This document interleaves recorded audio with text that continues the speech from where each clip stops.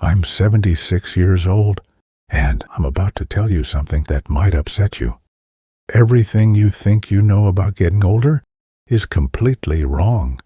The people who should be telling you this, your parents, your teachers, society, they're either lying to you or they don't know themselves.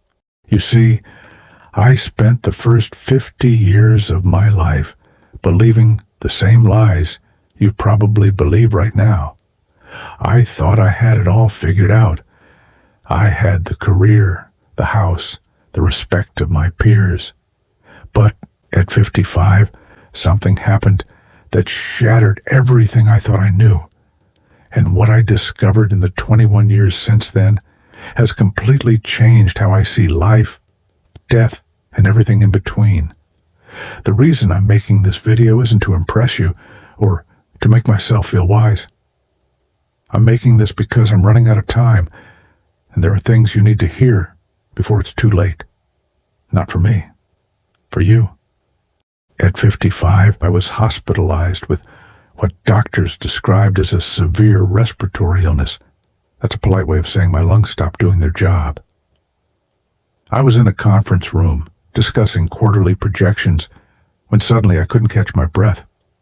The next thing I remember is waking up in a hospital bed, oxygen tubes running into my nose, machines beeping beside me, and my wife sitting in the corner, trying not to cry. The doctors said I was lucky. Lucky. I had just come face to face with my own mortality, and they called it luck. But lying in that hospital bed, unable to move, I realized something terrifying. I had been living my entire life on autopilot. I wasn't really alive. I was just going through the motions, checking boxes, trying to meet everyone else's expectations. And here's the part that haunts me to this day. If I had died that week, what would I have left behind? A nice house? A retirement account? A collection of achievements nobody would remember in 5 years? Let me tell you the biggest lie you're probably telling yourself right now. I have time. I'll do that later, when I'm older. I'll finally live the life I want. I see people in their 20s, 30s, even 40s saying the same thing. When I make more money, then I'll be happy. When I get that promotion, then I'll relax. When I retire, then I'll finally do what I love. Let me save you 50 years of regret with one simple truth. That day never comes. The goalposts keep moving. You get the promotion, and suddenly you need the next one. You make more money. You're always chasing something just out of reach. And before you know it, you're 70 years old, wondering where your life went. I did this. I spent 30 years climbing a ladder, only to realize when I got to the top that it was leaning against the wrong wall. And you can't climb back down and start over. Time doesn't work that way. Here's something nobody tells you when you're young. Success is a terrible goal. I achieved everything I set out to achieve, and none of it mattered.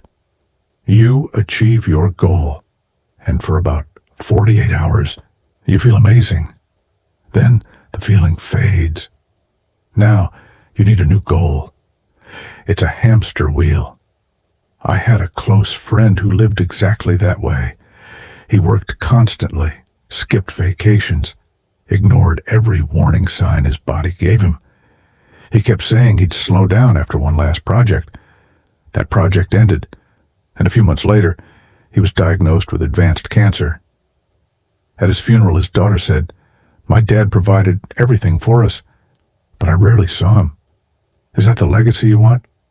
Your regrets won't be about the things you did wrong. They'll be about the things you didn't do at all. I don't lie awake thinking about failed business deals.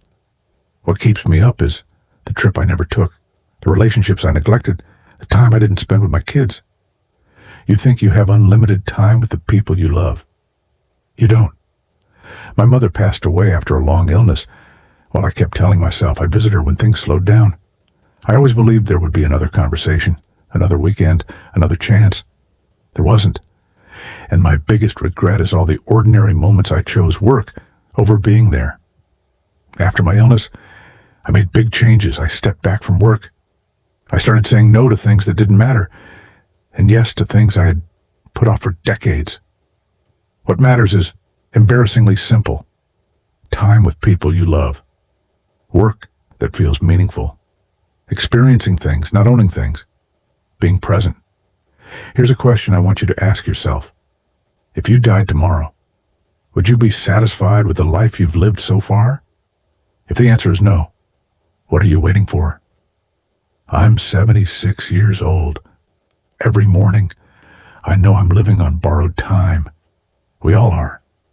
If I could talk to my 30-year-old self, I'd say this. Stop trying to impress people who don't matter. Stop sacrificing your health for your career. Stop postponing joy. Start now, not next year. Now. Because the perfect time will never come. If you wait, you'll wake up one day and realize you waited your life away. I'm happier now, at 76, with less time ahead, than I ever was when I thought I had forever. That's the irony. You have a choice today. Keep living the way you are, or start living like your time is limited, because it is. You don't want to be 76 looking back, wishing you had made different choices. Don't waste 55 years figuring this out. If this speaks to you, please share this video, subscribe, because I still have more truths to tell, and my time is limited. Time is moving, whether we notice it or not. So tell me, what will you do with the time you have?